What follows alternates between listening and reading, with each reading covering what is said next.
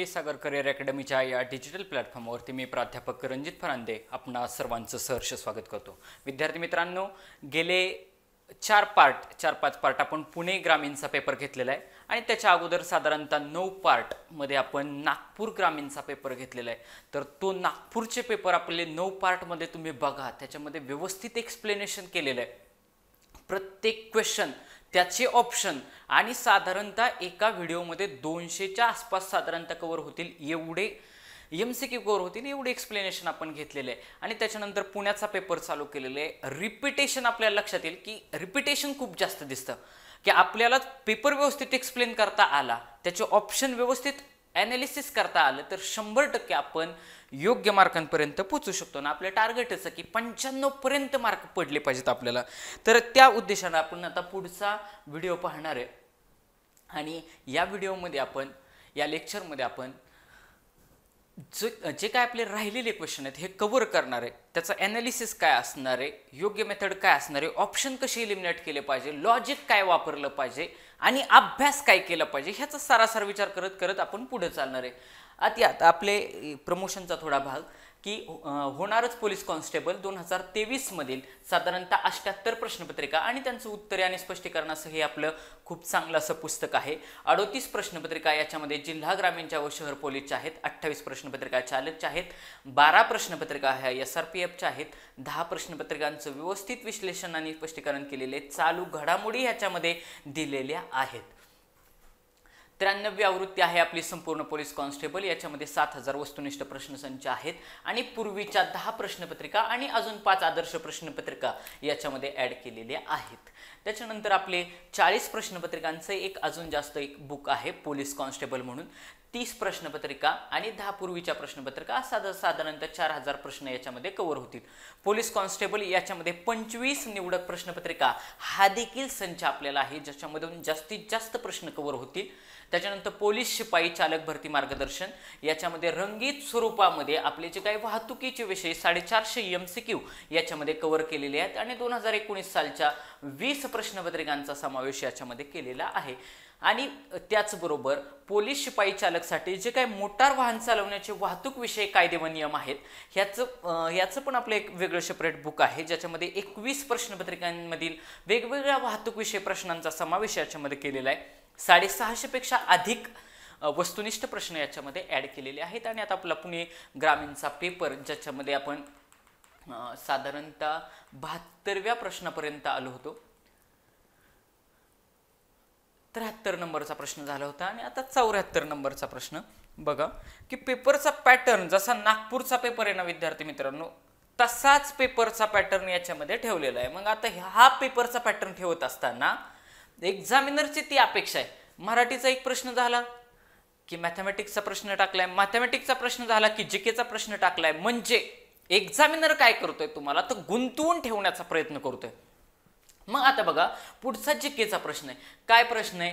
खालीलपैकी कोणाचा जन्म हा पुणे जिल्ह्यात झाला आहे? विद्यार्थी मित्रांनो, हा पेपर आहे पुण्याचा। जर तुम्ही पुण्यात फॉर्म भरताय तर तुम्हाला जे काय पुण्याची बेसिक माहिती आहे, जसं नागपूरच्या पेपरमध्ये बघितलं तर नागपूरच्या बेसिक माहितीवरती क्वेश्चन विचारले, तसं जर तुम्ही पुण्यात फॉर्म भरताय, ज्या जिल्ह्यात फॉर्म भरताय त्याची बेसिक माहिती असणं तुम्हाला गरजेची गोष्ट आहे। मग तिथले समाजसुधारक काय, तिथले प्रेक्षणीय स्थळं कुठली, पर्यटन स्थळं कुठली, याची माहिती तुम्हाला असायलाच पाहिजे। आता बघा प्रश्न काय विचारलाय की खालीलपैकी कोणाचा जन्म पुणे जिल्ह्यात झालेला आहे? आता ऑप्शन आपण व्यवस्थित वाचू। गोपाळ हरी देशमुख, लोकमान्य टिळक, महर्षी कर्वे आणि यापैकी नाही। तुम्हाला मी अगोदरच सांगितले यापैकी नाहीला तर उत्तरच असणार नाही, यापैकी नाहीला तर लगेचच इलिमिनेट करून टाकायचं। आता काय राहिलं? गोपाळ हरी देशमुख, लोकमान्य टिळक आणि महर्षी कर्वे। आणि तुम्हाला पाठीमागच्या लेक्चरला मी एक ट्रिक सांगितली। काय ट्रिक सांगितली? व्यक्तिविशेष। व्यक्तिविशेष मध्ये काय येतं की जर सपोज तुम्हाला एखाद्या व्यक्तीचं पूर्ण नाव दिलं असेल, कसं नाव दिलं असेल? पूर्ण नाव दिलं असेल तर शक्यतो आन्सर त्या ठिकाणी असतं, शक्यतो. मग आता या ठिकाणी बघा, गोपाळ हरी देशमुख, तुम्ही पाठीमागचे माझे व्हिडिओ जाऊन बघा, त्याच्यामध्ये मी क्लिअर कट सांगितले, बऱ्याचशा ठिकाणी हे लॉजिक सांगितलेले की जर पूर्ण नाव दिले, नावाच्या समोर काहीतरी दिले तर त्या ठिकाणी उत्तर असण्याचे चान्सेस जास्तीत जास्त राहतात. मग खालीलपैकी कोणाचा जन्म पुणे जिल्ह्यात झालेला आहे, तर गोपाळ हरी देशमुख यांचा जन्म पुणे जिल्ह्यात झालेला आहे. आणि तुम्ही नागपूरचा पेपर काढून बघा विद्यार्थी मित्रांनो, त्या ठिकाणी एक्सप्लेनेशन देत असताना लोकहितवादी या नावामध्ये मी गोपाळ हरी देशमुख यांचं एक्सप्लेनेशन दिलेलं आहे. म्हणजे जिथं एक्सप्लेनेशन दिलेलं आहे त्याच्यावरतीच नेक्स्ट क्वेश्चन पेपरला काय झालेलं आहे, क्वेश्चन फ्रेम झालेला आहे. म्हणजेच यांनाच, गोपाळ हरी देशमुख यांनाच लोकहितवादी या नावानं ओळखलं जातं. आणि यांनी काय केले, तो 108 शतपत्रे लिहिलेत. काय लिहिलेत, शतपत्रे लिहिलेत. मग क्वेश्चन पाठीमागच्या पेपरला हितो होता की शतपत्रे कोणी लिहिलेत, कोणी लिहिलेत, गोपाळ हरी देशमुख. कुठं लिहिलेले आहेत, तर भाऊ महाजन कुंटे यांच्या प्रभाकर नावाच्या वृत्तपत्रामध्ये गोपाळ हरी देशमुख यांनी शतपत्रे लिहिलेली आहेत. मग आता एक्झामिनरचा पॉइंट ऑफ व्ह्यू बघा की त्यांनी जाणून बुजून लोकमान्य टिळक असा ऑप्शन ठेवलाय. का, कारण त्यांना सगळ्या जगाला माहिती आहे टिळक कुठे होते, पुण्यात होते. परंतु क्वेश्चन काय विचारलाय, कर्मभूमी विचारली नाही, क्वेश्चन काय विचारली, जन्मभूमी विचारले की कोणाचा जन्म पुण्यात झालेला आहे. मग आता बघा, गोपाळ हरी देशमुख यांना लोकहितवादी म्हणतात. त्यांनी शतपत्रे लिहिली, 108 शतपत्रे लिहिली. कुठं लिहिली, प्रभाकर मध्ये लिहिली. बर, पुढं लोकमान्य टिळक. लोकमान्य टिळक यांचा जन्म कुठं झाला, रत्नागिरीतील चिखली या गावी झाला. कुठं झाला, रत्नागिरीतील चिखली या गावी लोकमान्य टिळकांचा जन्म झाला. आणि त्यांचा मृत्यू सगळ्यांना माहिती आहे 1 ऑगस्ट हा मुंबईमध्ये त्यांचा 1 ऑगस्ट 1920 रोजी त्यांचा मृत्यू झाला. आणि 1920 साली त्यांच्या मृत्यूनंतर मग सगळ्या जे काही स्वातंत्र्याचे जे काही चळवळी त्याची सगळी सूत्र ही महात्मा गांधींच्या हातात गेली. आणि तिथून पुढे मग स्वराज्य फंडाची स्थापना वगैरे वगैरे इतिहास आहे. मग महर्षी, त्याच्यानंतर पुढचा ऑप्शन आहे महर्षी धोंडो केशव कर्वे. महर्षी धोंडो केशव कर्वे बघा, त्यांनी नाव पूर्ण दिलं नाही, फक्त महर्षी कर्वे दिले. त्या अर्थी इथं उत्तर त्यांना ठेवायचं नाही. जर त्यांना अजून क्लिअर सांगायचं असतं एक्झामिनरला तर त्यांनी क्लिअर सांगितलं असतं महर्षी धोंडो केशव कर्वे. महर्षी धोंडो केशव कर्वे बघा इथं कसं दिलंय, तशा पद्धतीने सांगितलं असतं ना पूर्ण नाव.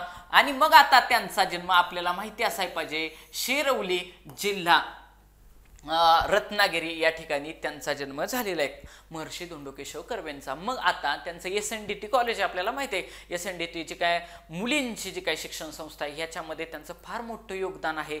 100 वर्षापेक्षा जास्त आयुष्य जगलेला समाजसुधारक, ज्यांना भारतरत्न पुरस्कार देखील भेटलेले असे महर्षी कर्वे. मग आता आपण 3 नावं बघितली. एक म्हणजे गोपाळ हरी देशमुख, ज्यांना लोकहितवादी. उद्या पुढे जाऊन एक्झामिनरचं क्वेश्चन विचारायचं झालं तर कसा विचारेल, तर तो काय विचारेल की लोकहितवाद्यांचा जन्म कुठं झाला. मग आपण कन्फ्यूज व्हायचं नाही, कारण गोपाळ हरी देशमुख यांनाच लोकहितवादी म्हणतात. महाराष्ट्रभर त्यांनी वाचनालयाची चळवळ दिली. कुठली दिली, वाचनालयाची चळवळ दिली. त्याच्यानंतर लोकमान्य टिळक यांचा जन्म चिखली येथे झाला. त्याच्यानंतर महर्षी धोंडो केशव कर्वे यांचा जन्म शिरवली रत्नागिरी येथे झाला. त्याच्यानंतर पुढचा क्वेश्चन काय विचारले, मॅथमॅटिक्सचा प्रश्न आहे बघा. एका लॉटरीत बघा प्रश्न वाचू आपण. एका लॉटरीत मिळालेली रुपये 7200. किती, 7200. एका लॉटरीत 7200 मिळाले. बर, 7200. हेमा, गीता आणि नीता यांनी अनुक्रमे 2, 2, 4 या प्रमाणात वाटून घेतल्यास गीताचा वाटा किती, गीताचा वाटा किती. मग खाली ऑप्शन बघा, 3200, 1600 वगैरे. प्युअरली मॅथमॅटिक्सचा प्रश्न आहे, अतिशय सोप्या पद्धतीचा प्रश्न आहे. बघा तिघींची नावं दिलेत, हेमा, गीता आणि नीता. मग आता तिघींचा वाटा पण दिलाय 2, 3, 4. हेमाचा किती आहे, 2 आहे. गीताचा किती आहे, 3 आहे. नीताचा किती आहे, 4 आहे. बर, मग काय करायचं, आपल्याला रक्कम किती दिली आहे, 7200. 7200. बर, वाटा किती दिलाय, 2, 3, 4. 2, 3, 4. मग आता काय करायचं, हा जो काय वाटा दिलेला आहे ह्या वाट्याची बेरीज करायची. काय करायची, बेरीज करायची. म्हणजे 2 + 3 + 4 किती झाले, 2 आणि 3 5 आणि 4 9. टोटल किती झाले, 9. मग हा जो काय हा जो वाटा आहे, जे प्रमाण दिलेले त्यांची मी बेरीज केली आणि ह्या बेरजेनं जे काही रक्कम आहे त्याला भागायचं. त्याला काय करायचं? भागायचं. म्हणजेच बघा 7200, बघा 7200 भागिले 9, 7200 भागिले 9. मग 7200 भागिले 9 केलं की आपल्याला 9चा पाडा पाटे, 9 1 9, 9 8 72, 9 8 किती 72, म्हणजे किती रुपये आले? 800 रुपये आले. मग हे जे काय 800, हे 800 काय एक युनिट झालं, त्या प्रमाणाचं काय झालं? युनिट झालं.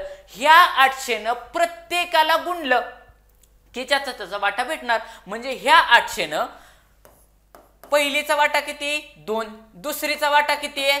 3 आणि तिसरीचा वाटा किती आहे? 4. सगळ्यांना गुणलं की त्याचे तिथे उत्तर भेटणार. हेमाचा वाटा किती आहे? 2 आहे. ही हेम आहे, हेमाचा वाटा 2 आहे, ही हेम आहे. त्याच्यानंतर 2 नंबरला कोण आहे? गीता आहे. गीताचा वाटा किती आहे? 3 आहे. आणि 4 वाटा कुणाचा आहे? नीताचा. मग आता बघा, हेमाचा वाटा आहे 2, त्याच्यानंतर गीताचा वाटा आहे 3 आणि नीताचा वाटा आहे 4. ह्यांनी ह्याला गुणा, ती असेल त्यांची रक्कम. म्हणजे हेमाची रक्कम किती आहे? येईल 8 2 16, 1600 रुपये. गीताचा वाटा किती येईल? 8 3 24, 2400 रुपये. आणि ह्या 4ने ह्याला गुणला 8 चौक 32, हा झाला नीताचा वाटा 3200. आता आपल्याला विचारलाय कोणाचा? गीताचा वाटा विचारलाय. गीताचा वाटा 2400. 2400 हे या प्रश्नाचं काय राहील? उत्तर राहील. हे या प्रश्नाचं उत्तर आहे. म्हणजे उद्या तुम्हाला भविष्यामध्ये कोणाचा जरी वाटा विचारला तरी तो आपल्याला काढता आला पाहिजे. बघा काय केलं मी, लॉटरीत मिळालेली रक्कम 7200 आहे तशी लिहिली. त्याच्यानंतर काय, जे मला गुणोत्तर काहीतरी दिलं होतं, हे गुणोत्तर 2 3 4 ह्या सगळ्याची काय केली? बेरीज केली. 2 + 3 + 4 किती झाले? 9.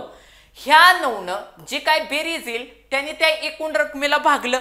त्या एकूण रकमेला भागलं. 7200 भागिले 9 किती आले? 800 आले. किती आले? 800. मग ह्या 800नं हे सगळं गुणोत्तर मांडायचं. 2 3 आणि 4. हे तर मला सगळ्यांचं काढून दाखवायचं होतं म्हणून मी सगळ्यांचं लिहिलेलं आहे. तुम्हाला ज्याचं विचारलंय तेवढ्याच. तुम्हाला काय विचारलं होतं? गीताचं किती? मग गीताचं तुम्हाला बघायचं. इथं 1 नंबरला हेमा दिली, 2 नंबरला गीता दिली आणि 3 नंबरला नीता दिली. बरोबर का नाही? मग 2 नंबरला गीता दिले तर मग ह्यातलं 2 नंबरचं गुणोत्तर किती आहे? 3 आहे. म्हणून डायरेक्ट मी 3 लिहिलं असतं. ह्या 3 ने 800ला गुणलं असतं. 8 3 24, 2400 हे या प्रश्नाचं उत्तर झालं असतं. पण भविष्यात जर तुम्हाला बाकीच्यांचं विचारलं तर माहिती असावं, ह्याच्यासाठी 2 त्याच्यानंतर 3 आणि 4 असं लिहिलं.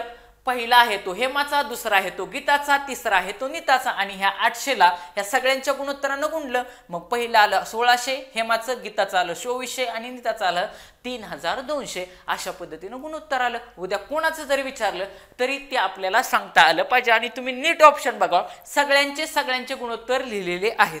आणि मग आपली जी काय रेग्युलर ट्रिक आहे कुठली, की बाबा छोटा आणि मोठा ऑप्शन इलिमिनेट करायचा, राहिलेल्या ह्याच्यामध्ये उत्तर असतं. आता ह्या पर्यायामध्ये 1600 हा सगळ्यात छोटा आहे म्हणजे इथं उत्तर नाही. 3200 ह्याच्यामध्ये सगळा मोठा आहे, हा गेला. म्हणजे ह्या दोघांमध्ये माझं उत्तर ठेवलेलं आहे. म्हणजे तुम्ही एक लॉजिक नीट घेऊन जा की तुम्हाला ज्यावेळेस मॅथमॅटिक्समध्ये प्रश्न विचारतोय त्यावेळेस मी जर मला रँडमली मार्क करायचं, हे सगळं कधी येवो. काल मला एक जणांनी विचारलं की सर म्हणजे ठराविकच प्रश्नांना लॉजिक लागते. अहो लॉजिक हे ठराविक ठिकाणीच लागणार ना. सगळ्या 100च्या 100 प्रश्नपत्रिके 100च्या 100 प्रश्नांना लॉजिकने प्रश्नपत्रिका कशी सुटेल? मग आपण काय करणार ना, लायब्ररीत बसून अभ्यास नावाची गोष्ट केल्याशिवाय सक्सेस भेटत नाही. आणि लॉजिकचा मेन बेस अभ्यास आहे बरं का. मी ज्यावेळेस लॉजिक लावतोय त्यावेळेस कुठं ना कुठं तरी, आता बघा काल मी एक क्वेश्चन सांगितला, बॉम्बे क्रोनिकल हे वृत्तपत्र कोणाचं आहे, त्यावेळेस मी एक लॉजिक असं लावलं की फिरोजशाह मेहता यांना मुंबईचे सिंह म्हणतात. म्हणजे हा माणूस जो मुंबईचा आहे त्याच्यावरूनच ते नाव देतील. याच्यावरून बॉम्बे क्रोनिकल हे फिरोजशाह मेहतांनी लिहिले. म्हणजे काय की लॉजिकला बेस तुमचा अभ्यास असला पाहिजे. अभ्यासाशिवाय लॉजिक तेवढ्या लेवलला बिल्टअप होत नाही. अभ्यास प्लस लॉजिक बघा तुम्हाला तेवढे मार्क्स येतात का नाही. आणि आपण बघा ऑप्शन वरून जातोय. जरी माझे ह्याच्यामध्ये गल्लत झाले असते तरी 100% ह्या दोघांमध्ये मी मार्क केलं नसतं. मला मार्क पडण्याची प्रोबॅबिलिटी जास्तीत जास्त वाढते. लक्षात घ्या. आणि तुम्हाला मी अगोदरच सांगितलंय माझा जास्तीत जास्त प्रेफरन्स ऑप्शन नंबर 2 आणि ऑप्शन नंबर 3 ला राहणार आणि मॅक्सिमम प्रश्न ऑप्शन नंबर 2 आणि ऑप्शन नंबर 3 लाच फ्रेम केलेले आहेत. तुम्ही कुठलेही क्वेश्चन पेपर काढून बघा, त्याचं अनालिसिस करा. सोप्या सोप्या ह्याच्यावरती अप्लाय करायचं नाही. जिथं तुम्हाला सुटतोय प्रश्न तिथं विनाकारणच लॉजिक अप्लाय करून वेळ कशाला वाया घालवायचा आहे. जिथं सुटत नाही तो योग्य कसा सोडवता येईल, ऑप्शन कसा सोडवता येईल, या पद्धतीने आपल्याला पुढे चालायचं आहे. आता पुढचा प्रश्न 76 नंबरचा.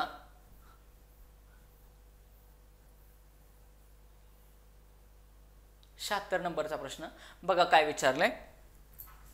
खालीलपैकी कोणती कंपनी एलॉन मस्क यांनी विकत घेतली आणि त्यावेळेचा हा करंटचा क्वेश्चन आहे. आता ह्याच्यावरती प्रश्न येणार नाही. त्यावेळेचा करंटचा क्वेश्चन आहे, आता क्वेश्चन येत नसतो. त्यावेळेस ही फार जास्त विषय होता. त्यावेळेस ट्विटर आहे ना ते एलॉन मस्कनं विकत घेतलं होतं आणि मग याचं सरळ उत्तर काय राहील, ट्विटर राहील. आता येणार नाही. फेसबुक आणि इंस्टाग्राम सगळं एकच आहे. व्हॉट्सअप, फेसबुक, इंस्टाग्राम सगळं एकाच आहे. त्याच्यानंतर एलॉन मस्कनं ट्विटरचं नाव काय केलं तेवढं लक्षात ठेवा बरं का. एक्स हे नाव केलेले असा त्याचा लोगो आहे. एवढं फक्त हे लक्षात ठेवा की आता ट्विटरचं नाव ट्विटर राहिलं नसून काय झालंय एक्स. कारण एलॉन मस्कची कंपनी कुठली आहे, स्पेसएक्सचा मालक आहे एलॉन मस्क आणि मग त्यांनी आता जे काही ट्विटर विकत घेतलं त्या ट्विटरचं नाव दिलेले एक्स. ओके, मग करंटचा क्वेश्चन आहे. आता परत काय ह्याच्यावर क्वेश्चन येणार नाही, पण फक्त लक्षात ठेवा ट्विटरचं नवीन नाव काय झालेलं. त्याच्यानंतर पुढचा प्रश्न पुन्हा जीकेचा प्रश्न विचारलाय. काय विचारलाय की माझे सत्याचे प्रयोग या पुस्तकाचे लेखक कोण. माझे सत्याचे, मला असं वाटतं हे पुस्तक माझं खूप जास्त आवडीचं आहे. मी स्वतः वाचलेले अतिशय भारी पुस्तक आहे. माझे सत्याचे प्रयोग या पुस्तकाचे लेखक कोण. महात्मा ज्योतिबा फुले, महात्मा गांधी, साने गुरुजी आणि यापैकी नाही. तुम्हाला मी सांगितलं यापैकी नाहीला मी जाणार नाही. आता ऑप्शन मी नीट बघितले, मला हित महात्मा दिसतंय आणि हित महात्मा दिसतंय म्हणजे 100% साने गुरुजीमध्ये माझं उत्तर ठेवलेलं नाही. मग आता महात्मा ज्योतिबा फुले की महात्मा गांधी. तर आपल्याला सगळ्याला माहिती आहे की सत्य बोलणार, नेहमी खरं बोललेला माणूस एकमेवच आहे ह्या भारतामध्ये, नाही का, की शांती नांदावी, नेहमी खरं बोललं पाहिजे. आयुष्य, तुम्ही विचार करा, आयुष्यभर खरं बोलायचंय. किती अवघड गोष्ट आहे, किती अवघड गोष्ट. तुम्ही फक्त इमॅजिन करून बघा, हा माणूस आयुष्यभर, महात्मा गांधी जे काय आहेत हे आयुष्यभर खरं बोललेले आहेत. मग त्याच्यासाठी सत्याचे प्रयोग कोणी केले, तो महात्मा गांधींनी केलेले. त्यामुळं हे माहितीच असायला पाहिजे की माझे सत्याचे प्रयोग या पुस्तकाचे लेखक महात्मा गांधी आहेत. कोण आहेत, महात्मा गांधी आहेत. आणि महात्मा ज्योतिबा फुले यांची जे काय शेतकऱ्यांचा आसूड असेल वगैरे वगैरे जे काही त्यांचं फेमस पुस्तक आहे, शेतकऱ्यांचा आसूड, हे ब्राह्मणांचे कसब, ही जे काय वेगवेगळी पुस्तकं आहेत, तृतीय रत्न, ही महत्वाची जी काय पुस्तकं आहेत ही महात्मा फुलेंनी लिहिलेली आहेत. आणि समाजाच्यासाठी त्यांचं कार्य, शिक्षणासंदर्भात कार्य आहे त्यांचं. पुढं 78 नंबरचा प्रश्न पॉलिटिकला प्रश्न आहे. काय की लोकसभा खासदार होण्यासाठी किती वय लागतं. आणि अतिशय IMP प्रश्न आहे हा. किती IMP प्रश्न आहे. लोकसभेचा खासदार उद्या लोकसभेचा खासदार असं विचारणार नाहीत. तिथं काय, ह्याला पॉलिटिकला म्हणजे राज्यघटनेतला शब्द काय आहे की तुमचा खासदार येणार नाही तर लोकसभा सदस्य येणार. काय येणार, लोकसभा सदस्य.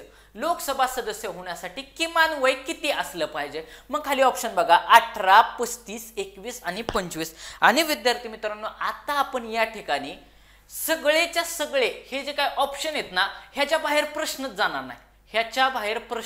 नाही. ह्याच्यावरतीच प्रश्न येणार आणि ते आपण डिफरन्शिएट करून घेऊ. बघा, लोकसभा खासदार, जर आपल्याला लोकसभा खासदार विचारताय, लोकसभा खासदार म्हणजेच लोकसभा सदस्य, खासदार खाली लिहितो खासदार.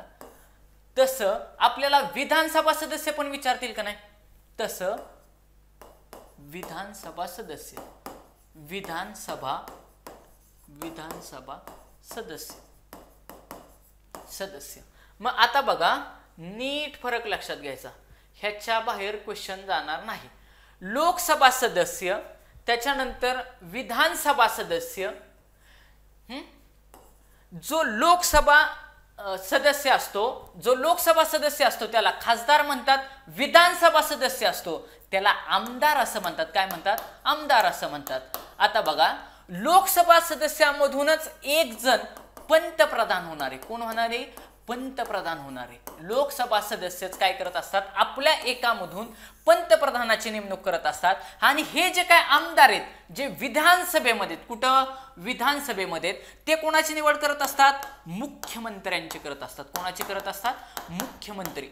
मुख्यमंत्री यांच्यातूनच निवडला जातो. मग या सगळ्यांचं वय किती आहे? या सगळ्यांचं वय आहे विद्यार्थी मित्रांनो 25 वर्ष. किती आहे? 25 वर्ष. म्हणजे आता तुमचा कधीच प्रश्न चुकायला नाही पाहिजे. मग आता मी तुम्हाला 4 प्रश्न सांगतो. 4 उद्या आत्ता जसा प्रश्न विचारलाय, लोकसभा खासदाराचं वय किती? म्हणजे लोकसभेचा खासदार वय होण्यासाठी वय वर्ष कितीचे अटे? 25 वर्ष. म्हणजे तुम्ही 25 वर्षाचे झाला की लोकसभेच्या खासदारकीला उभे राहू शकता. सेम तसंच विधानसभेचा सदस्य होण्यासाठी तुम्हाला वयाचे किती अटे? 25 वर्ष. बरोबर. त्याच्यानंतर पंतप्रधान होण्यासाठी वय वर्ष किती आहे? 25 वर्ष. मुख्यमंत्री होण्यासाठी किती वय आहे? 25 वर्ष. झालं क्लिअर? बघा, जर तुम्हाला लोकसभेचा सदस्य विचारलं म्हणजेच खासदार आहे, विधानसभा सदस्य म्हणजेच आमदार आहे. तुम्हाला नसतं विचारलं खासदारासाठी वयाची अट किती? 25 वर्ष. आमदारासाठी वयाची अट किती? 25 वर्ष. पंतप्रधानासाठी वयाची अट किती? 25 वर्ष. मुख्यमंत्र्यासाठी वयाची अट किती? 25 वर्ष. म्हणजे नीट बघायचंय, तीच नावं फक्त फिरवून विचारलं. झालं. 25चा मुद्दा क्लिअर झाला. आता पुढचा मुद्दा काय? दुसरा ऑप्शन काय?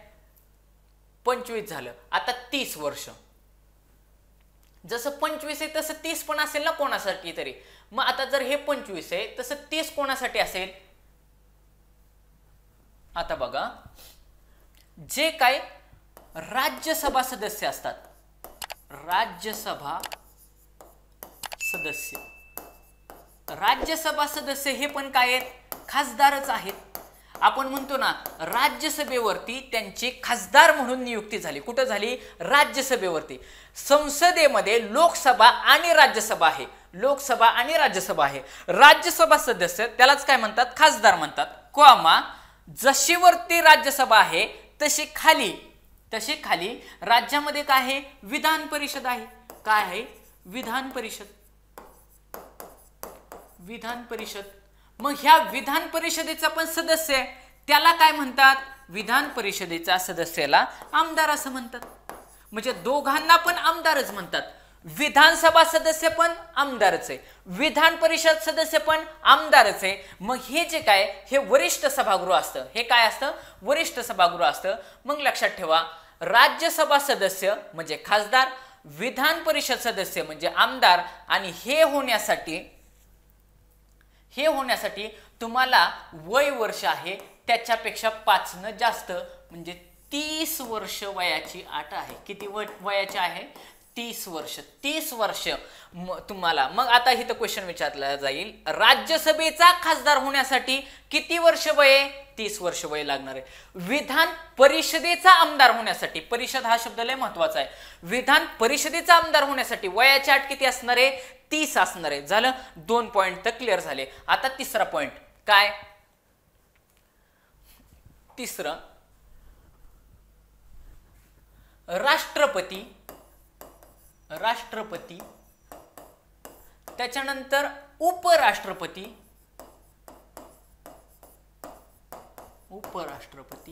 आणि राज्यपाल सगळं एकाच ठिकाणी घ्यायचं. राष्ट्रपती, उपराष्ट्रपती आणि राज्यपाल ह्यांना वयाची अट आहे 35 वर्ष. किती आहे? 35 वर्ष. बघा, आपण हळूहळू पुढे चाललोय. सुरुवातीला 25 बघितले, नंतर 30 बघितले, नंतर 35 बघितले. 35 कोणाकोणाला आहे? राष्ट्रपती, उपराष्ट्रपती आणि राज्यपाल. बघा, राष्ट्रपती, उपराष्ट्रपती आणि राज्यपाल यांना वयाचे किती वर्ष येतं?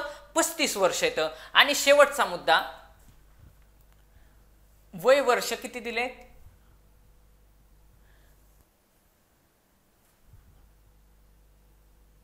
आता सगळ्यात महत्वाचं म्हणजे ग्रामीण भागातलं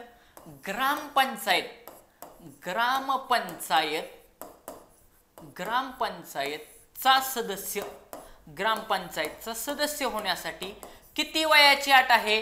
तर ती सगळ्यात खूप जास्त महत्वाची आहे आणि कितीतरी वेळा एमपीएससीनं पण प्रश्न ह्याच्यावरती विचारलेले आहे. हे सगळेच्या सगळे प्रश्न एमपीएससीनं विचारलेले आहेत. सगळेच्या सगळे ह्याच्यावरती प्रश्न पोलीस भरतीला पण विचारलेले आहेत आणि कितीतरी परीक्षांमध्ये ह्या वयाच्या ह्याच्यावरती क्वेश्चन विचारलाच जातो. अतिशय व्हीआयएमपी पार्ट हा. ग्रामपंचायतीचा सदस्य वयाची अट आहे त्याला 21 वर्ष. किती वर्ष? 21 वर्ष. वयाची 21 वर्ष पूर्ण झाली की तो माणूस ग्रामपंचायतीच्या इलेक्शनसाठी उभा राहतो. ग्रामपंचायतीच्या इलेक्शनसाठी उभा राहतो. आणि शेवटचा पॉइंट आहे तो म्हणजे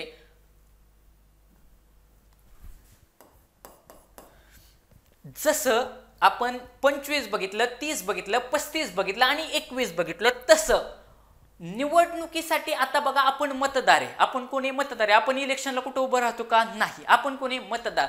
तर मतदार कधी होतो आपण? तर मतदाराचं वय आहे, मतदाराचं वय आहे वय वर्ष 18 वर्ष. किती? वय वर्ष 18 वर्ष. वय वर्ष 18 झालं की ते कोणाचं वय हो? मतदाराचं वय आहे. आणि हे वय 21 वरून 18 केलं. ज्यावेळेस राजीव गांधींचं सरकार होतं, भारताचे माजी पंतप्रधान राजीव गांधींचं सरकार होतं, त्यावेळेस त्यांच्या सरकारच्या काळात त्यांनी मतदाराचं वय 21 वरून 18 केलं आणि त्याच्यासाठी एक घटना दुरुस्ती केली. मग आयोग किंवा हे जे काही सगळे भरतीवाले आहेत, वेगवेगळे एक्झाम वाले जाणून बुजून प्रश्न तिथं विचारतात की हे जे काही वय केलेले 18, किती वरून? 21 वरून 18 केलं. 21 वरून 18 केले. 21 वरून 18 केले. तर हे कोणत्या घटना दुरुस्तीनं केले? तर लक्षात ठेवायचं 61वी घटना दुरुस्ती. 61वी घटना दुरुस्ती 1989 झालं. ह्याच्या पलीकडे तुम्हाला प्रश्नच विचारला जाऊ शकत नाही या टॉपिकवरती. आणि हा टॉपिक एवढा जास्त एक्सप्लेन करून सांगण्याच्या पाठीमागचा उद्देश हाच की या वर्षी इलेक्शनचं वर्ष आहे, त्याच्यामुळे हे आपल्याला माहितीच पाहिजे. मग आता बघा आपण खालून जाऊ. मतदार तुम्हाला स्वतःचं मतदार व्हायचंय तर वयाचे किती वर्ष पूर्ण केलेली असली पाहिजे? वयाची 18 वर्ष पूर्ण केली पाहिजे. मतदार होण्यासाठी वय वर्ष 18 वर्ष असलं पाहिजे. 21 वरून 18 करताना कुठली घटना दुरुस्ती केली? 61वी घटना दुरुस्ती केली. कुठली केली? 61वी. व किती? 1989. ही काय घटना दुरुस्ती आहे. ही काय घटना दुरुस्ती आहे. उद्या जर तुम्हाला विचारलं 61वी घटना दुरुस्ती कोणती? मतदाराचं वय 18 वर्ष केलं, विषय संपला. म्हणजे आता आपल्याला मतदार होण्यासाठी किती वय लागणार आहे? 18 वर्ष लागणार आहे. पुढं ग्रामपंचायत सदस्य होण्यासाठी किती वय लागणार आहे? 21 वर्ष लागणार आहे. पुढचा पॉइंट, राष्ट्रपती, उपराष्ट्रपती आणि राज्यपाल होण्यासाठी किती वय लागणार आहे? 35 वर्ष वय लागणार आहे. त्याच्यानंतर राज्यसभेचा सदस्य, त्याच्यानंतर विधान परिषदेचा आमदार किंवा सदस्य, राज्यसभेचा खासदार, विधान परिषदेचा आमदार होण्यासाठी किती वर्ष वय लागणार आहे? 30 वर्ष वय लागणार आहे. त्याच्यानंतर पंतप्रधान, लोकसभेचा खासदार किंवा पंतप्रधान, विधानसभेचा सदस्य किंवा आमदार, उद्या तुम्हाला पंतप्रधान म्हणतील किंवा मुख्यमंत्री म्हणतील, होण्यासाठी वयाची किती वर्ष पूर्ण असली पाहिजे? वयाची 25 वर्ष पूर्ण होणं गरजेची गोष्ट आहे. याच्या पलीकडे विद्यार्थी मित्रांनो याच्यामध्ये क्वेश्चन जाणार नाही. तुम्ही सर्वच्या सर्व सगळं एका जागेवरती ठेवायचं आणि सगळं सिक्वेन्सली पाठ करत यायचं. सगळ्यात अगोदर काय? 25 वर्ष पाठ करायचं, त्याच्यानंतर 30 वर्ष, नंतर 35 वर्ष, नंतर ग्रामपंचायत सगळ्यात तळात ठेवायचं. तळात आहे ना, आपण सगळ्यात गावात राहतो, सगळ्यात तळात. अगोदर वरचं केंद्रातलं पाठ केलं, नंतर राज्यातलं पाठ केलं, नंतर गावातलं पाठ केलं, नंतर आपलं स्वतःचं मतदार 18 वर्षाचा झालो आपण. 12वीची परीक्षा दिली की आपण मतदार झालो, आपलं मतदार यादीमध्ये नाव येत असतं. मग आता बघा प्रश्न बघा, सगळेच्या सगळे ऑप्शन तुम्हाला दिसतील का नाही बघा. त्यांनी ऑप्शन पण अशा पद्धतीने फ्रेम केलेले असतात. 35 वर्ष दिसतंय का? 21 दिसतंय का? 18 दिसतंय का? 18 म्हणजे काय? इथं तुम्ही मतदार झाला, म्हणजे हे उत्तर येणार नाही. आपल्याला विचारलं लोकसभा खासदार. 21 कशासाठी आहे? ग्रामपंचायतीची निवडणुकीसाठी, हाही ऑप्शन गेला. 35 कशासाठी? राष्ट्रपती, उपराष्ट्रपती आणि राज्यपाल होण्यासाठी, हाही ऑप्शन गेला. वय वर्ष 25 हे लोकसभेचा खासदार. ह्या वर्षी सगळ्या इलेक्शन आहेत. लोकसभेची खासदारकीची आहे, विधानसभेची आमदारकीची आहे, पंतप्रधान होणार आहे, विधानसभेचा मुख्यमंत्री म्हणजे मुख्यमंत्री होणार आहे, पंतप्रधान, मुख्यमंत्री, लोकसभा सदस्य, विधानसभा सदस्य जर होणार असतील तर त्यांच्या वयासाठी वय वर्ष 25 ही अट लक्षात असणं खूप जास्त महत्वाचे आहे. अतिशय IMP प्रश्न आहे. आता पुढचा प्रश्न मराठीतला प्रश्न विचारलाय काय की घोडे बांधण्याच्या जागेस काय म्हणतात. घोडे बांधण्याच्या जागेस काय म्हणतात. मग पागा सगळ्यांना माहिती आहे, सहज उत्तर आहे पागा. घोडे बांधण्याच्या जागेस पागा म्हणतात. गोठ्यात काय गाई बांधतो, ऑप्शन गेला. गोशाला, गो म्हणजे काय गाई, गाईलाच गो म्हणतात. गाईचा समानार्थी शब्द आहे ना गो, त्याच्यामुळे तिथं गोशाला गायींची शाळा, ऑप्शन गेला. यापैकी नाहीला तर तुम्ही जात नाही. पागा जरी एखाद्याला माहिती नसतं तरी पण उत्तर आलं असं. बघा कसं मी काढलं. यापैकी नाहीला मी जाणार नाही. गोशाला, गो म्हणजे काय गाई, गाईला समानार्थी शब्द आहे गो, त्याच्यावरून गोशाला हा ऑप्शन मी काढला. गोट्यात तर आपल्या सगळ्यांच्याच घरी गोठा आहे, त्यामुळे सगळ्यांनाच माहिती आहे आपण गोट्यात काय बांधतो, घोडे बांधतो का. घोडे आपल्याकडे बघायलाच नाही तर त्यामुळे त्याला गोठ्यात आपल्या गाई म्हशी गुरे शेळा वगैरे सगळे असं असतंय. त्याच्यामुळं घोडे बांधण्याच्या जागेस पागा असं म्हणतात. पुढचा प्रश्न इतिहासाचा आहे काय की राष्ट्रीय काँग्रेसची स्थापना कोणत्या वर्षी झाली. हा पण खूप जास्त महत्त्वाचा प्रश्न आहे, IMP प्रश्न आहे. बऱ्याचशा एक्झामला हा प्रश्न विचारलाय. राष्ट्रीय काँग्रेसची स्थापना कोणत्या वर्षी झाली तर त्याचं विद्यार्थी मित्रांनो लक्षात घ्यायचं 1885 साली. किती 1885 साली की गोपालदास संस्कृत महाविद्यालय मुंबईचं विद्यालय कुठं मुंबई येथे. हे पण सगळ्यात जास्त ठिकाण खूप जास्त महत्वाचं आहे. राष्ट्रीय काँग्रेसची स्थापना मुंबई येथे 28 डिसेंबर किती तारखेसहित लक्षात पाहिजे. शेवटचा महिना एकदम वर्षातला शेवटचा महिना 28 डिसेंबर 1885 रोजी मुंबई येथील गोपाळदास संस्कृत विद्यालय आहे त्याच्यामध्ये मुंबई येथे राष्ट्रीय काँग्रेसची स्थापना झाली. आणि ह्या राष्ट्रीय काँग्रेसचे पहिले अध्यक्ष, ह्या सभेचे पहिले अध्यक्ष होते उमेश चंद्र बॅनर्जी. कोण होते? उमेश चंद्र बॅनर्जी. उमेश चंद्र बॅनर्जी हे कोण होते? याच्या पहिले सभेचे काय होते? हे अध्यक्ष होते. म्हणजे उद्या जर तुम्हाला असा प्रश्न विचारला, हाही प्रश्न बऱ्याच ठिकाणी हे नाव विचारले की भारतीय राष्ट्रीय काँग्रेसच्या स्थापना 1885 साली झाली. 28 डिसेंबर 1885 मुंबईला झाली आणि त्याचे जे काय अध्यक्ष होते हे उमेश चंद्र बॅनर्जी होते. कोण होते? उमेश चंद्र बॅनर्जी पहिले ख्रिश्चन अध्यक्ष होते. आता पुढचा प्रश्न आहे 81 नंबरचा प्रश्न आहे. प्युअर मॅथमॅटिक्स विचारले तुम्ही. बघा एक जीकेचा, एक मराठीचा, परत मॅथमॅटिक्सचा. म्हणजे एक्झामिनर काय करतोय तुम्हाला गुंतवून ठेवण्याचा प्रयत्न करतोय. आता बघा ए आणि बी यांच्या पगाराचे गुणोत्तर, कशाचे गुणोत्तर दिले? पगाराचे. किती दिले? 2:3. बर. खर्चाचे गुणोत्तर दिले. किती दिले? 2:3. आणि प्रत्येकाचे 400 रुपये काय दिली? बचत दिले. तर ए चा पगार किती? तर ए चा पगार किती? काय विचारले? ए चा पगार किती? आता विद्यार्थी मित्रांनो लक्षात घ्या, ए चा पगार आपल्याला काढायचा आहे. मग आता बघू. मग आपल्याला माहिती आहे, असं समजा की माझा पगार, बघा असं समजा माझा पगार 1000 रुपये. किती? 1000 रुपये. त्या 1000 रुपयामधून मला महिन्याला 800 रुपये खर्च येतो. काय येतो? 800 रुपये खर्च येतो. मग माझ्याकडे उरतात किती? 200 रुपये. किती उरले? 200. 1000 पगार आहे, त्यातला 800 रुपये माझा महिन्याचा खर्च आहे. मग 1000 वजा 800 किती राहिले? 200 राहिले. हे 200 मी काय करतो? दर महिन्याला मी बँकेत टाकतो. ती माझी काय झाली? आता बचत झाली. मग बघा साधा फॉर्म्युला ह्याच्यावरून आपल्या ह्याच्यावरूनच गणिताचा फॉर्म्युला तयार करायचा. म्हणजे माझा फॉर्म्युला काय झाला? पगार. बघा माझा जो काय 1000 रुपये पगार आहे, पगार, त्या पगारातून मी खर्च वजा केला. काय केलं? खर्च वजा केला. किती माझा खर्च आहे? 800 रुपये. असं उदाहरणादाखल लक्षात ठेवा. पगार माझा 1000 रुपये आहे, त्यातून मी खर्च केले 800 रुपये. तर जी काय शिल्लक राहणार आहे ती माझी काय असणार आहे? बचत असणार आहे. ती माझी काय असणार आहे? बचत असणार आहे. म्हणजे माझा आता फॉर्म्युला तयार काय झाला? पगार वजा खर्च बरोबर बचत.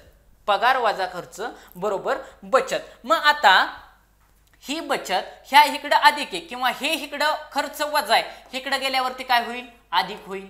ह्या इकडे गेल्यावरती अधिक होईल. म्हणजे माझा फॉर्म्युला तयार कसा होईल? पगार पगार अधिक बचत, सॉरी पगार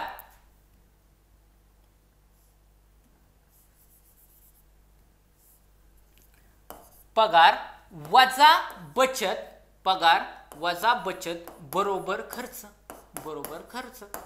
आता बघा हे वजा चिन्ह आहे तसेच राहणार. हा बचत काय ही बचत इकडे आली, खर्च काय झाला? बरोबर चिन्हाच्या पलीकडे गेला. आता गुणोत्तर बघू. आता काय करायचं? माझं पगाराचं गुणोत्तर दिले 2 असतील, खर्चाचं गुणोत्तर दिले 2:5. किती दिले? 2:5. मग लक्षात ठेवायचं, मी काय करेल की पगार माझा मानेल. पगार पगार लक्षात ठेवा, पगार एक्स आहे असं मी मांडलं. पगार एक्स मानू. काय केलं? पगार एक्स मांडला. मग आता जर पगार एक्स मांडला तर नीट बघा, माझा पगार किती दिलाय? गुणोत्तर किती दिलंय पगाराचं? 2:3 दिलंय. किती दिलंय? 2:3. मग जर पगार 2:3 दिलाय तर ए चा पगार झाला 2x, कारण मी पगार x मांडला ना. ए चा पगार होईल 2x आणि बी चा पगार होईल 3x. 2:3 दिले ना. गुणोत्तर किती दिले पगाराचं? पगाराचं गुणोत्तर दिलं आहे 2:3. पगाराचं गुणोत्तर दिले 2:3. मग जर पगाराचं गुणोत्तर 2:3 दिलेले तर ए चा पगार झाला 2x, बी चा पगार झाला 3x. बघा ए चा पगार झाला 2x, बी चा पगार झाला 3x. मग आता काय करायचं? खर्चाचं गुणोत्तर दिले. किती दिले खर्चाचं गुणोत्तर? 2:5 दिले. 2:5 खर्चाचं गुणोत्तर दिले 2:5. मग आता मी काय करेल? हे सगळं एका समीकरणामध्ये मांडून घेईल. एका समीकरणामध्ये मांडून घेईल. मला माहिती आहे पगार बरोबर बघा पगार वजा खर्च बरोबर बचत, ह्या फॉर्म्युल्यामध्ये मला मांडायचंय. मग आता पगार वजा खर्च बरोबर बचत, बचत मी इकडे आणली, बचत झाली 400 रुपये फॉर्म्युल्यामधून. मग पगार मी काय केला? एक्स मांडला, म्हणून ए चा पगार झाला 2x, बी चा पगार झाला 3x. मग आता मी काय केलं? हे सगळं फॉर्म्युल्यामध्ये मांडलं. ह्या फॉर्म्युल्यामध्ये मी मांडलं पगार किती माझा? ए चा पगार 2x, बचत काय हितला? ही बचत इकडे आलती ना. फॉर्म्युला माझा हा आहे, हा फॉर्म्युला माझा तयार झालेला आहे. मग पगार ए चा पगार 2x वजा बचत किती आहे? 400 रुपये त्यांनी फॉर्म्युल्यामध्ये दिलेले, भागिले बी चा पगार किती आहे? 3x वजा बचत 400 बरोबर काय असेल? वो खर्च असेल. पण खर्च किती दिलाय मला? खर्च दिलाय 2:5. खर्च काय दिलाय? 2:5. 2:5 असं गुणोत्तर दिले ना. आणि गुणोत्तर नेहमी असं लिहितात भागिलेमध्ये, बरोबर का? आता 2/3 2:3 झालं का पगाराचं गुणोत्तर? बचत किती आहे? दोघांनी पण 400 रुपये बचत केली, म्हणून 2x वजा 400 भागिले 3x वजा 400 बरोबर 2:5. 2:5 का लिहिलं? कारण हा माझा काय आहे? खर्च आहे. हा काय माझा आहे? खर्च. खर्चाचं गुणोत्तर आहे. आणि ह्या फॉर्म्युल्यामध्ये फक्त मी व्हॅल्यू टाकलेले सगळ्या. पगार माझा आहे 2x, पगार माझा आहे 3x, बचत आहे माझी 400 ही तर वजा केली आहे बचत. मग पगार वजा बचत बरोबर खर्च. मग पगार किती आहे? 2x, पगार आहे 3x वजा बचत वजा 400 बरोबर खर्च किती आहे? 2:5. आणि मग आता काय? तिरकस गुणाकार करायचा. तिरकस गुणाकार केल्यानंतर मला x ची व्हॅल्यू भेटेल. मग बघा, मग आता बघा तिरकस गुणाकार करायचा. ह्या 5 ने इकडे गुणायचं. मग 5 कंसात 2x वजा 400 बरोबर 2 कंसात 3x वजा 400. 3x वजा 400. मग आता ह्याचा गुणाकार भागाकार करू. 5 दुने 10x वजा 5 चोक 20 हे 2 शून्य बरोबर 3 दुने 6x वजा 4 दुने 8 800. आता हे 6x इकडे अधिक आहे, तिकडे आल्यावरती वजा होतील, म्हणजे 10x वजा 6x बरोबर हे 2 इकडं मायनस आहे, तिकडे गेल्यावरती प्लस होतील, म्हणजेच 2000 वजा 800, कारण हे वजा 800 तसेच राहतील. मग आता हे किती झाले? 10x वजा 6x बरोबर 4x. तुम्हाला भागिले वाटायचं नाही. 10x वजा 6x किती झाले? 4x बरोबर 2000 ना 800 गेले, किती राहिले? 1600. सॉरी 2000 मधून 800 गेले, राहिले 1200, 1200 आणि 800 2000. मग आता हे 4 इकडे गुणिले, इकडे गेल्यावरती भागिले होतील. मग x बरोबर 1200 भागिले 4 बरोबर 4 त्रिक 12, 4 त्रिक 12, उत्तर आलं 300. 1200 भागिले ही काय झाली, x ची व्हॅल्यू आली. आणि मी पगार काय केलाय, पगार मानलाय ना, पगार काय केलाय मी मानलाय. तुम्ही नीट बघा, पगार मी काय केलाय मानलेला आहे. पगार किती मानलाय, 2x, पगार मी मांडलाय 2x आणि 3x. मग ह्या x च्या व्हॅल्यूने ह्याला गुणायचं. a चा पगार आहे 2x, b चा पगार आहे 3x. मग 2x बरोबर 2 गुणिले हित किती आले 300 बरोबर उत्तर येईल 600. म्हणजे या प्रश्नाचं माझं उत्तर राहील 600. उद्या जर b चा पगार विचारला असता तरी पण मी तसाच काढला असता. 3 गुणिले x म्हणजे किती 300 म्हणजे 900 हा झाला माझा b चा पगार. बघा कसं सोप्या पद्धतीने मी काढलं. म्हणजे काय केलं मी बघा, पहिल्यांदा स्वतःच्या ह्याच्यावरून इमॅजिन केलं. कसं इमॅजिन केलं की बाबा मला पगार किती आहे असं समजलं.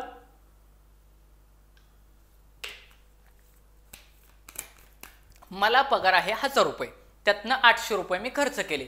मग खर्च केले तर उरले किती 200 रुपये. जे उरले ते मी बँकेत टाकले. मग जी काय बँकेत टाकलेली असणार आहे 200 रक्कम ती काय झाली माझी बचत. म्हणजे माझा फॉर्म्युला काय झाला, पगार वजा खर्च. पगारातनं खर्च केला बरोबर बचत, पगार वजा खर्च बरोबर बचत. मग पगार मी x मांडला, मला गुणोत्तर तर दिलेलं आहे.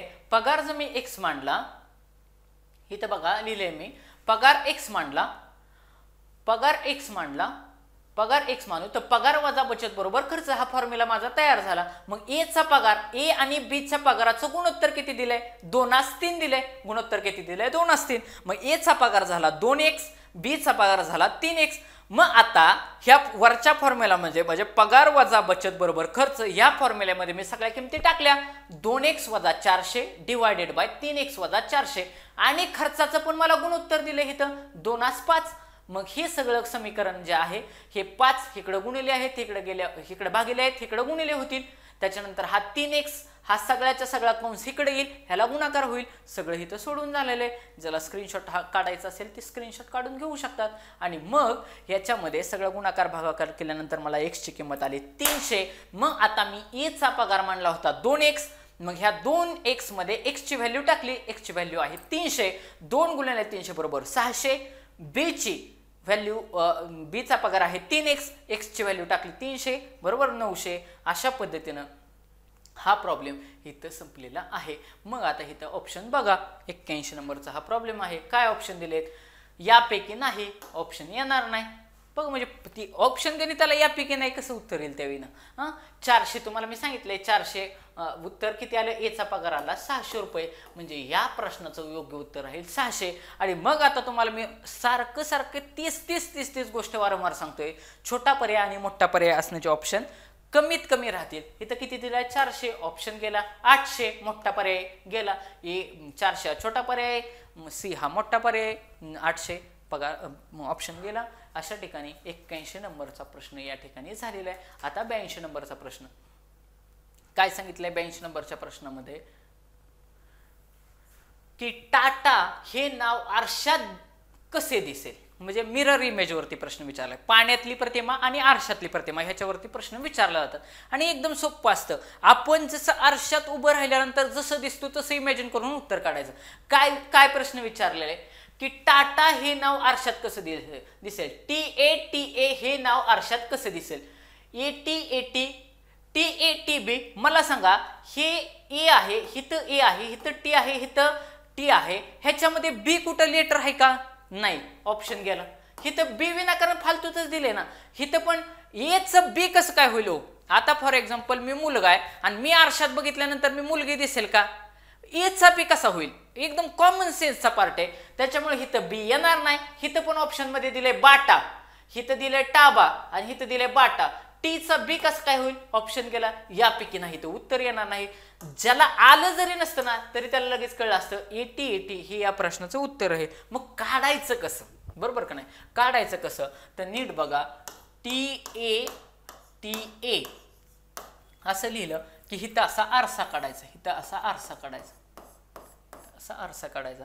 आणि आता नीट लक्ष द्या विद्यार्थी मित्रांनो, जे अंतर आरशापासून हितलं असतं का नाही आपलं, बघा आपण जेवढ्या अंतरावरती उभा राहतो तेवढ्याच अंतरावरती आरशामध्ये प्रतिमा तयार झालेली असते. आपण लांब उभं राहिलो की वेगळं दिसतो, जवळ उभं राहिलो वेगळं दिसतो. म्हणजे नीट लक्षात घ्यायचं, जेवढ्या अंतर आरशाला जे पहिलं चिटकून लेटर असेल तेवढ्याच अंतरावरती हिथं ए तयार होईल, तेवढ्याच अंतरावरती हिथं टी तयार होईल, तेवढ्याच अंतरावरती हिथं ए तयार होईल आणि तेवढ्याच अंतरावरती या ठिकाणी हिथं टी तयार होईल. म्हणजे एटी असं होईल. लक्षात घ्या, ही मिरर इमेज असते. हिथं बरोबर असा आरसा असतो.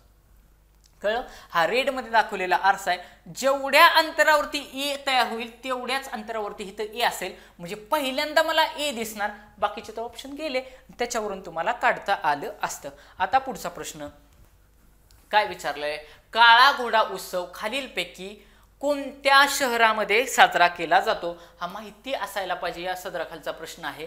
तर काळा घोडा उत्सव, बघा काळा घोडा उत्सव हा कोणत्या शहरात साजरा केला जातो? मुंबई, पुणे, कोलकाता आणि चेन्नई. तर चेन्नई आणि कोलकाता हे तर येणारच नाही, कारण आपण महाराष्ट्राची परीक्षा देतोय, त्यामुळे शक्यतो आपल्या इकडचा प्रश्न विचारला असेल. एक तरी ह्याचं उत्तर मुंबई तरी राहणार किंवा पुणे तरी राहणार. ह्या दोघांमध्ये उत्तर आहे, ह्या खालच्या दोघांमध्ये उत्तर नाही. तर काळा घोडा हा उत्सव मुंबई या शहरात साजरा केला जातो. लक्षात ठेवायचा, अतिशय फेमस उत्सव आहे काळा घोडा उत्सव, हा मुंबई शहरात साजरा केला जातो. आता 84 नंबरचा प्रश्न आहे, परत मॅथमॅटिक्सचा प्रश्न आहे, पण सोपा प्रश्न आहे. मगाचा प्युअरली मॅथमॅटिक्स वरती प्रश्न होता, पण तरीही देखील सोपा होता. की कंसचे भागुबेव अशा पद्धतीने हे समीकरण दिले आणि त्याचं उत्तर किती असं विचारलेलं आहे. मग आता बघा, त्याचा आपण लहानपणापासून पाठ करतो, आपण पहिल्यापासून ते पाठ केलेलं असतं की कंसचे भागुबेव, कंसाचे भागुबेव, कंसाचे भागुबेव. भा म्हणजे भागाकार, गु म्हणजे गुणाकार, बे म्हणजे बेरीज आणि व म्हणजे वजाबाकी, याच क्रमाने आकडेमोड करायचे. कंसाचे जर कंस दिला असेल तर पहिल्यांदा कंस सोडवायचा, त्याच्यानंतर 1 नंबरला भागाकार करायचा, 2 नंबरला गुणाकार करायचा, 3 नंबरला बेरीज करायची आणि 4 नंबरला वजाबाकी करायचे. ज्यांचं सूत्र पाठ नसेल त्यांनी पाठ करून घ्यायचं. कंसाचे भागुबेव म्हणजे सुरुवातीला कंस सोडवायचा, 1 नंबरला भागाकार, 2 नंबरला गुणाकार, 3 नंबरला बेरीज आणि 4 नंबरला वजाबाकी. आता बघू, इथं आपण जर प्रॉब्लेम मध्ये आलो तर मला इथं भागाकार दिसतोय 32/8 वजा हिथं गुणिले चिन्ह दिसतंय, म्हणजे ह्या दोघांचा गुणाकार. म्हणजे 1 नंबरला मी भागाकार करणार, 2 नंबरला मी गुणाकार करणार, म्हणजे 32/8 वजा ह्यांचा गुणाकार किती 4 गुणिले 3 असं मी मांडणार. त्याच्यानंतर ह्याच्या अगोदर अधिक 8 दिले, झालं. मग आपल्याला माहिती आहे 8 चोक 32, 8 अधिक 4, ह्या 8 ह्या 32ला 8 भागलं, 8 चोक 32 वजा 4 त्रिक 12. मग बरा आता नंतर काय करायचं, 2 नंबरला बेरीज करायची, अगोदर का वजाबाकी करायची, तर बट ऑब्वियस बेरीज करायची. 1 भागाकार, गुणाकार, बेरीज आणि वजाबाकी. मग 8 आणि 4 किती झाले 12 वजा 12, उत्तर काय राहील 0. म्हणून या प्रश्नाचं उत्तर आहे 0. अतिशय सोपा स्वरूपाचा हा प्रश्न आहे. आता 85 नंबरचा प्रश्न बघू आपण काय. पवनार, तुम्ही पाठीमागचा माझा नागपूरचा पेपर काढून बघा आणि त्याच्यामध्ये हा सरळ प्रश्न विचारलाय की पवनार हा आश्रम कुठे आहे, आणि त्याच्या एक्सप्लेनेशन मध्ये मी एकदम व्यवस्थित सांगितलं, त्यामुळे हे तर सांगत बसणार नाही. पवनार हा आश्रम कोणत्या जिल्ह्यात आहे, आणि मला सांगा अहमदाबाद आपल्या तिथं का हो, ऑप्शन गेला. दिल्ली आपल्या तिथं का, ऑप्शन येतं. एक तर उत्तर वर्धा आहे किंवा नागपूर आहे, या दोघांमध्ये. म्हणजे ऑप्शन तुम्हाला 50-50 वरती आणता आले पाहिजेत. मग आता बघा, पवनार आश्रम कोणत्या जिल्ह्यात आहे, तर पवनार आश्रम हा वर्धा जिल्ह्यात आहे, असं याचं उत्तर आहे. याचं एक्सप्लेनेशन मी मागच्या वेळी सांगितलेलं आहे. विद्यार्थी मित्रांनो, हा व्हिडिओ तुम्हाला कसा वाटला हे नक्की सांगा. व्हिडिओ बारकाव्यानं पहा, परत परत रिपीट करा, लक्षात ठेवण्याचा प्रयत्न करा. मी ऑप्शनवरून ॲन्सर कसं काढतोय हे टेक्निक शिकण्याचा प्रयत्न करा. आपण असेच पुढे नवीन नवीन व्हिडिओ बनवत जाणार आहे. तुम्हाला हा जो व्हिडिओ आवडला ते नक्की लाईक करा. जास्तीत जास्त तुमच्या विद्यार्थी मित्रापर्यंत नातेवाईकांपर्यंत पोचवा. जास्तीत जास्त शेअर करा. की सागर परिवाराला सबस्क्राईब करा. धन्यवाद.